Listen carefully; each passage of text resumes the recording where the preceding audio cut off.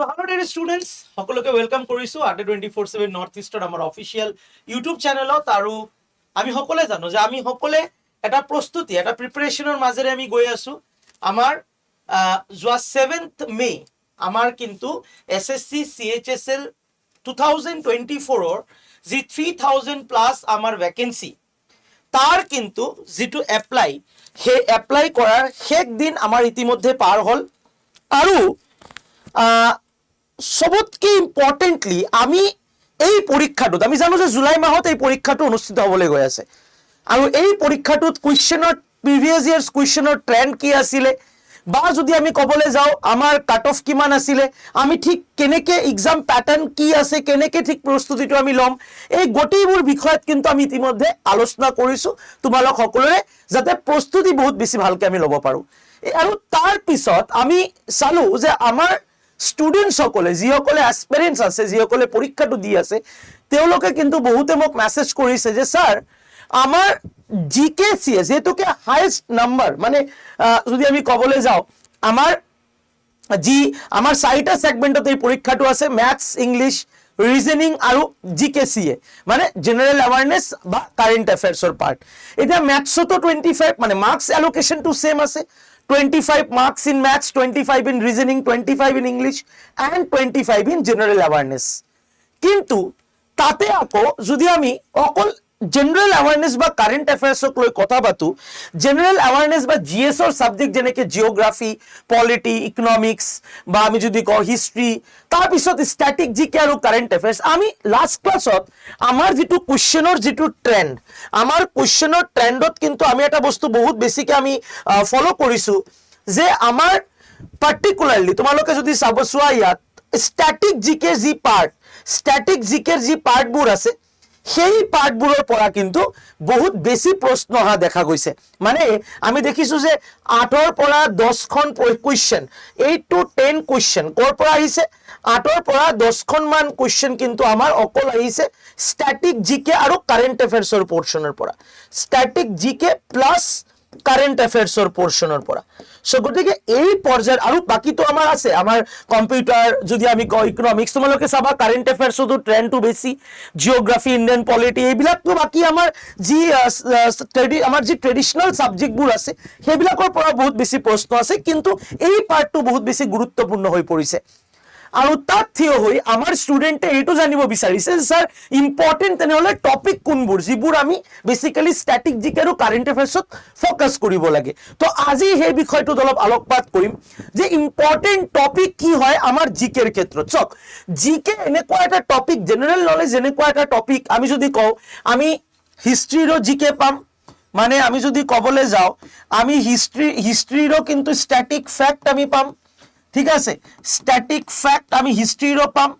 আমি যদি ক'বলৈ যদি যাওঁ আমি জিঅ'গ্ৰাফিৰো ষ্টেটিক ফেক্ট অন জিকে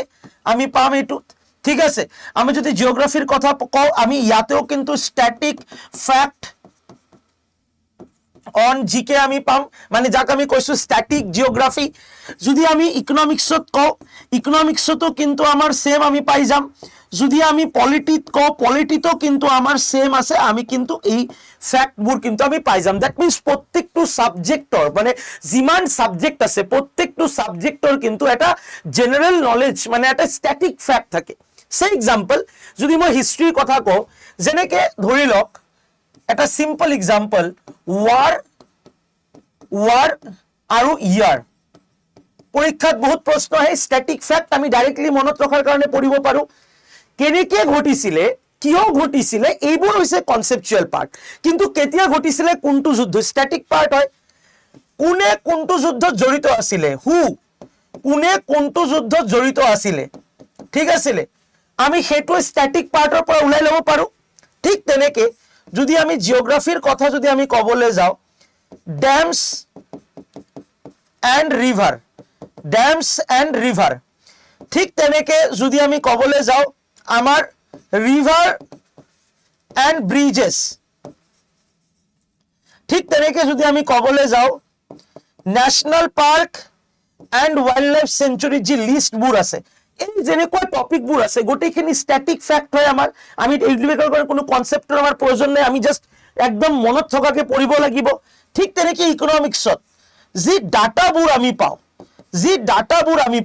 ইন্ডেক্স ৰিপৰ্ট বিলাক আমাৰ আছে বিভিন্ন ধৰণৰ হ্যাপিয়েষ্ট ইন্ডেক্স হ'ব পাৰে ডেভেলপমেন্ট ইন্ডেক্স বোৰ হ'ব পাৰে ৰেপো ৰেটৰ পাৰ্সেন্ট কিমান আছে কনসেপ্টৰ কাৰণে বেলেগ কনসেপ্ট কিন্তু এই সংখ্যাবিলাক পৰিগণনা বিলাক কিন্তু আমাৰ স্ট্যাটিক ফ্যাক্টৰত আমি লৈ আহিব পাৰো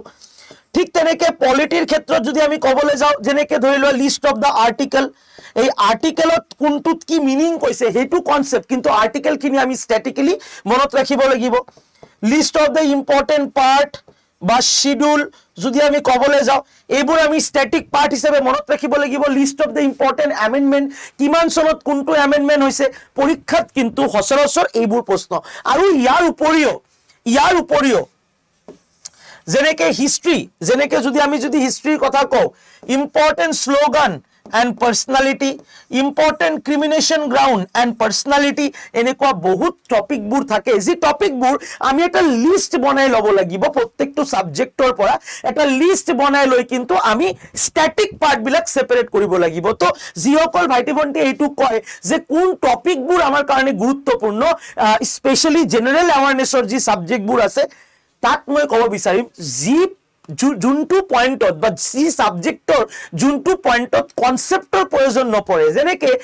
ব্যাটেল অফ 1857 ৰ revolt the first war of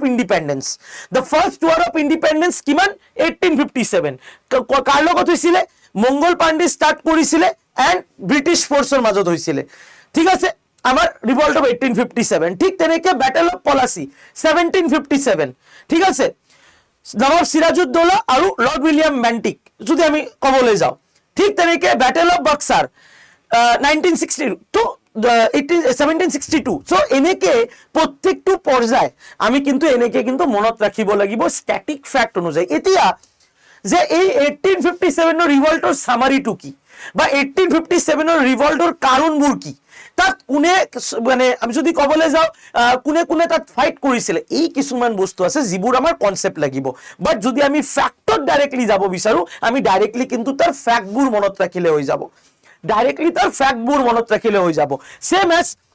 national park কাক কয় বা ওয়াইল্ড লাইফ সেঞ্চুরি কাক কয় এই দুটা হৈছে কনসেপ্ট কিন্তু আমি যদি এতিয়া আমাৰ অসমৰ টোটাল কেইটা ন্যাশনাল পাৰ্ক আছে উই হ্যাভ 7 ন্যাশনাল পাৰ্ক সবতকে লাৰ্জেস্ট হৈছে Manas national park Kaziranga national park নতুনকে হৈছে Raimona national park Dihing Patkai national park কোন জিলাত আছে এইবিলাক হৈছে স্ট্যাটিক ফ্যাক্ট কিন্তু কনসেপ্ট অফ ন্যাশনাল পার্ক কাক কৈছো কিয় কৈছো ওয়াইল্ড লাইফ সেঞ্চুরি কাক কৈছো কিয় কৈছো এইবিলাক হৈছে conceptual part so we have to demarcate this things যে স্ট্যাটিক পার্ট আমাৰ কোনবোৰ ঠিক তেনেকে যদি আমি কাৰেন্ট অ্যাফেয়াৰ্সৰ পোৰ্শনত যদি আমি আহি যাওঁ কাৰেন্ট অ্যাফেয়াৰ্স মানে কি যেটো আমাৰ সচৰাচৰ আমাৰ দেশত আমাৰ ৰাজ্যত যি ঘটনাবোৰ ঘটি আছে যিকোনো পয়েন্টৰ পৰা এইটো হ'ব পাৰে আৰু কাৰেন্ট অ্যাফেয়াৰ্স কোৱাৰ লগে লগে মনত ৰাখিবা অলৱেজ আমাৰ ৰাজ্য চৰকাৰৰ পৰীক্ষা বিলাকত আমি লাষ্ট এটলিষ্ট 1 ইয়াৰৰ কাৰেন্ট অ্যাফেয়াৰ্স আমি চাবই লাগে লাষ্ট এটলিষ্ট 1 ইয়াৰৰ কাৰেন্ট অ্যাফেয়াৰ্স তেনেহলে যদি আমি ক'বলৈ যাওঁ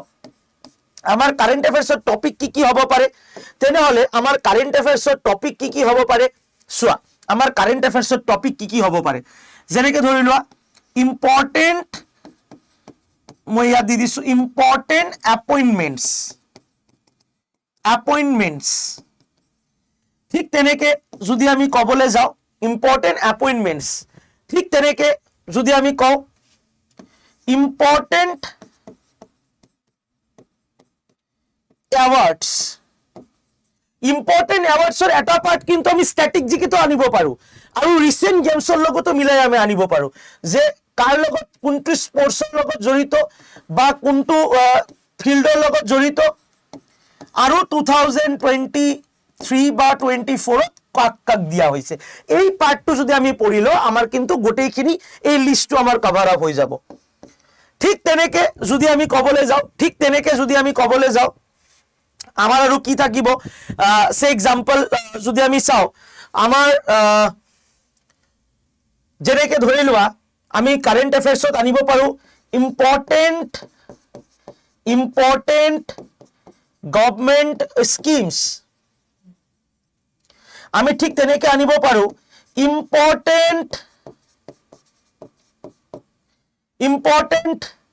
ডিফেন্স ৰিলেটেড নিউজ যিবোৰ আমাৰ সাৰাউণ্ডিঙত চলি আছে। তো এনেকুৱা যি টপিকবোৰ আছে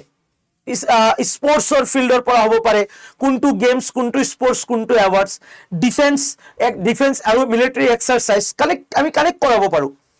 ঠিক তেনেকে ইম্পৰ্টেণ্ট এপইণ্টমেণ্টছ কি কি হৈছে, ঠিক তেনেকে আমাৰ কাৰেণ্ট আমাৰ গভৰ্ণমেণ্ট স্কিম কি কি আহিছে, গভৰ্ণমেণ্ট স্কিমৰ পৰা বহুত প্ৰশ্ন আহে, যেনেকে মিছন ইন্দ্ৰধনুষ, বা আমি যদি কওঁ আমাৰ বসুন্ধৰা স্কিম, বা আমি যদি ক'বলৈ যাওঁ আমাৰ বেটি বাচাও বেটি পঢ়াও স্কিম, এনেকুৱা বহুত পইণ্টছ আছে যিবোৰ গভৰ্ণমেণ্ট স্কিমছবোৰ আছে। ঠিক আছে, যিবিলাক আমাৰ কাৰেণ্ট টপিক হয় বা কাৰেণ্ট এফেয়াৰ্ছৰ পইণ্ট, যেনেকে আমাৰ লোকসভা নিৰ্বাচন চলি আছে, লোকসভা নিৰ্বাচনৰ পৰা ষ্টেটিক ফেক্টৰো কুৱেশ্যন হ'ব। লোকসভা নিৰ্বাচনৰ পৰা যেনেকে কেইটা দফাত আমাৰ নিৰ্বাচনটো হৈ আছে, এইটো এটা কুৱেশ্যন হ'ব পাৰে। ঠিক আছে, কোনটো মেচিন এইবেলি নতুন এটা বস্তু আমাৰ যদি ক'বলৈ যাওঁ ইন্ট্ৰডিউচ হৈছে, তেনেকুৱা কিছুমান প্ৰশ্ন কাৰেণ্ট এফেয়াৰ্ছৰ লগত তোমালোকৰ এডাপ হৈ আহিব পাৰে। সো জেনাৰেল এৱাৰনেছ আৰু কাৰেণ্ট এফেয়াৰ্ছৰ টপিকবোৰ আমি ঠিক এনেকে ডিচাইড কৰি ল'ব লাগে, আৰু ঠিক তাৰ পঢ়াৰ ৱেটো কি, যে ছাৰ আমি কেনেকে ঠিক পঢ়িব লাগে, তাৰ পঢ়াৰো এটা ৱে আছে এই কাৰেণ্ট এফেয়াৰ্ছ বা জেনাৰেল এৱাৰনেছৰ টপিক। ফাৰ্ষ্ট অফ অলটো আমি কি কৰিব লাগে, ফাৰ্ষ্ট অফ অল আমি এটা লিষ্ট বনাব লাগে। ফাৰ্ষ্ট অফ অল আমি কি বনাব লাগে, আমি এটা লিষ্ট অফ জিকে, এনেকুৱা যিকোনো নাম আপোনালোকে দিব পাৰে। ঠিক আছে, যিকোনো এটা নাম দি আমি এটা লিষ্ট বনাব লাগে, আৰু সেই লিষ্টটোত যদি আমি ক'বলৈ যাওঁ, সেই এক্সাম্পল ধৰি লোৱা, সেই লিষ্টটোত কি কৰিব লাগিব, নাম্বাৰ 1 যেনেকে মই টপিকবোৰ ক'লো, ইম্পৰ্টেণ্ট, ঠিক আছে, মই একদম শ্বৰ্টকাট লিখিছো দেই, important war, year and hmm, কাৰ মাজত হৈছিলে। ঠিক তেনেকে important national park, place, wild life sanctuaries, কাৰ ক'ত আছে, কোনটো কি বৈশিষ্ট্য আছে, ইম্পৰ্টেণ্ট ৰিভাৰ্ছ, ব্ৰিজ, ডেমছ, এনেকে লিষ্টবোৰ এটা বনাই ল'ব লাগিব, 4, 5, 6, আৰু তাৰপিছত এইবিলাক কি কৰিব লাগিব, তাৰ এনচাৰ, তাৰ পইণ্টবোৰ বনাব লাগিব, আৰু এইবিলাক কি কৰিব লাগিব, ডেইলি বেচিছত ৰিভিজনত ৰাখিব লাগিব, ডেইলি ৰিভিজন কৰিব লাগিব। এইবিলাক মুখস্থ এনেকুৱা পইণ্ট নহয় যে মই কিবা মুখস্থ কৰি দিছো, মুখস্থ বিদ্যাত মোৰ হৈ গ'ল, মুখস্থ বিদ্যাত নহ'ব। ঠিক তেনেকে আমি কিন্তু কাৰেণ্ট এফেয়াৰ্ছৰো এনেকে লিষ্ট কৰিব লাগে, কাৰেণ্ট এফেয়াৰ্ছৰ এনেকে কি কৰিব লাগে, লিষ্ট কৰিব লাগে কাৰেণ্ট এফেয়াৰ্ছৰ ক্ষেত্ৰতো। বহুতে কাৰেণ্ট এফেয়াৰ্ছৰ ক্ষেত্ৰত এটা ভুল কৰে, যে বহুতে কি কৰে, ডেট ৱাইজ কাৰেণ্ট এফেয়াৰ্ছ বনায়, যে আজি ডেট হৈছে 7th মে, সে এক্সাম্পল 7th মে, ঠিক আছে 2024, আজিৰ কি ইম্পৰ্টেণ্ট কাৰেণ্ট এফেয়াৰ্ছ হৈছে মই লিষ্ট কৰি লিখি দি থৈ গ'লো। নাই, এইটো হৈছে ৰং মেথড। আমি কাৰেণ্ট এফেয়াৰ্ছ কেনেকে বনাব লাগে, আমি নিজৰ যিটো কপি আমাৰ ওচৰত থাকে, সেই কপিত আমি চেপ্টাৰ ৱাইজ কৰিব লাগে, যে আমাৰ প্ৰথমত এটা আমি এনেকে এটা চাৰ্ট বনাই লৈছো, যে 1 নম্বৰত মোৰ সকলোবোৰ ডিফেন্স ৰিলেটেড নিউজ থাকিব, নাম্বাৰ 2ত গভৰ্ণমেণ্ট স্কিম ৰিলেটেড আমাৰ নিউজ থাকিব, নাম্বাৰ 3ত স্পৰ্টছ ৰিলেটেড থাকিব, আৰু ইয়াৰ বাবে মই ধাৰ্য কৰিছো 1ৰ পৰা 5টা পেজ, ইয়াৰ বাবে 6 নম্বৰৰ পৰা 10খন পেজ, ইয়াৰ বাবে 11 নম্বৰৰ পৰা 15টা পেজ। তো এনেকে যদি আমি কৰো, পৰীক্ষাৰ সময়ত ৰিভিজন কৰিবলৈ আমাৰ বহুত সুবিধা হয়, যে আমি মানে বহুত বেছি ৱেইট কৰিব নালাগে, আমাৰ ৰিভিজনেল টু প্ৰেক্টিছটো কিন্তু আমাৰ পাৰ্ট বাই পাৰ্ট আমাৰ হৈ গৈ থাকে। সো আশা কৰিছো এইখিনি চবে বুজি পালে, এইখিনি চবে বুজি পাইছে। সো বহুত ষ্টুডেণ্টৰ যিটো কোৱাৰি আছিলে, যে ইম্পৰ্টেণ্ট টপিক আমি কি পঢ়িম বা কি পঢ়িব লাগে, তাৰ বাবে কিন্তু এইটো অলৰেডি কিন্তু মই তোমালোকক দি দিলো। ঠিক আছে, সো আশা কৰিছো এইটো তোমালোকক হেল্প হ'ব। এতিয়া এইটোতো হৈছে খালি এটা টপিক, কিন্তু যদি এই SSC CHSL পৰীক্ষাটো পাছ কৰিব লাগে, বহুতে ভাবে যে SSC CHSL বা SSC CGL বা MTS ৰ নোটিফিকেশন আহিব 2 দিনতে, ঠিক আছে, যে বহুত চাগে কঠিন হয়, বহুত চাগে টাফ হয়। নো, কোনো টাফ নহয়, খালি জাস্ট আমাৰ প্ৰিপাৰেচন বা আমাৰ প্ৰস্তুতিৰ এটা আমি ডাঙৰ অভাৱত আমি থাকো। তোমালোক সকলোৰে বাবে আড্ডা 24/7 দুটা বস্তু লৈ আহিছে। নাম্বাৰ 1 যি দুটা সবতকে বেছি গুৰুত্বপূৰ্ণ, এটা হৈছে বুকছ আৰু এটা হৈছে ইম্পৰ্টেণ্ট বেচ, এটা হৈছে বুক আৰু এটা হৈছে বেচ। বুকছ কি এভেইলেবল আছে আমাৰ তাত, আমাৰ যিসকল এস্পিৰেন্টছ আছে সকলোৰে বাবে যদি আমি ক'বলৈ যাওঁ, আমাৰ SSC বুলি আমাৰ maths, computer knowledge, English, general awareness, আমাৰ ৰিজনিং, আমাৰ এৰিথমেটিক পাৰ্ট, সকলোবোৰ বুকছ ইণ্ডিভিজুৱেলি এভেইলেবল আছে। আৰু যদি আমি ক'বলৈ যাওঁ, আমাৰ কিন্তু বুকছৰ যদি আমি ক'বলৈ যাওঁ আমাৰ কিন্তু টোটাল আৰু একেবাৰে এটা বুক কিট এটা এভেইলেবল আছে আমাৰ বুক কিট এটা এভেইলেবল য'ত 6খনকে ইম্পৰ্টেণ্ট বুক ইনক্লুডেড আছে 6খনকে ইম্পৰ্টেণ্ট বুক য'ত এই পৰীক্ষাটোৰ বাবে ইম্পৰ্টেণ্ট সেইটো ইনক্লুডেড আছে তোমালোকে যিকোনো এটা তোমালোকে ইণ্ডিভিজুৱেল বুকছপ ল'ব পাৰা বুক কিটৰ নিজৰ প্ৰিপেয়াৰ আৰু সেই বুক কিটটো আৰু বেলেগ বেলেগ পৰীক্ষাত তোমালোকক সহায় কৰিব ঠিক তেনেকে বহুত কম প্ৰাইজত এছএছচি চিএইচএছএল পৰীক্ষাৰ বাবে আমাৰ কি আছে টেষ্ট সিৰিজ এভেইলেবল আছে ইয়াত যেনেকে ব্যাচ দিছো আৰু এটা হৈ যায় আমাৰ পৰীক্ষাৰ বাবে টেষ্ট সিৰিজ এই টেষ্ট সিৰিজও কিন্তু আমাৰ কাকত এভেইলেবল আছে টেষ্ট সিৰিজও ইয়াত দিয়া আছে এটা 800 প্লাস টেষ্ট সিৰিজ এটা 2000 প্লাস টেষ্ট সিৰিজ তোমালোকৰ বাবে আৰু এটা আছে আমাৰ এছএছচি চিএইচএছএল ৰ ৰামবান ব্যাচ য'ত 100 প্লাস আৱাৰ্ছৰ লাইভ ক্লাছ থাকিব তাৰে আকৌ ৰেকৰ্ডেড ক্লাছ থাকিব 87 প্লাস টেষ্ট সিৰিজ থাকিব তাত মক টেষ্ট এভেইলেবল আছে তাত ডাইৰেক্টলি টিচাৰৰ লগত ডাইৰেক্ট মানে তোমালোকে কথা পাতি ল'ব পাৰিবা তাত আকৌ কি আছে তাত এভৰি স্যাটাৰডে আমাৰ ডাউট সলভিং সেশন আছে তাত আকৌ কি আছে লাইভ প্লাস ৰেকৰ্ডেড ক্লাছ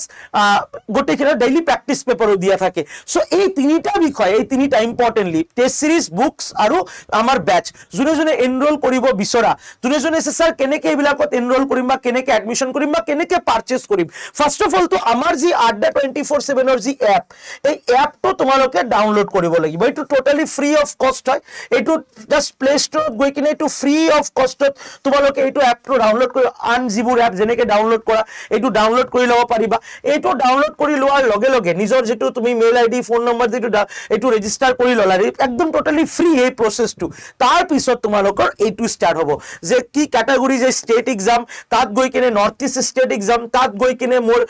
কি লাগে ইয়াত ষ্ট'ৰ আছে ষ্ট'ৰত গৈ কিনে মোক বুকস লাগে নে লাইভ ক্লাसेस লাগে তাত গৈ কিনে যদি মই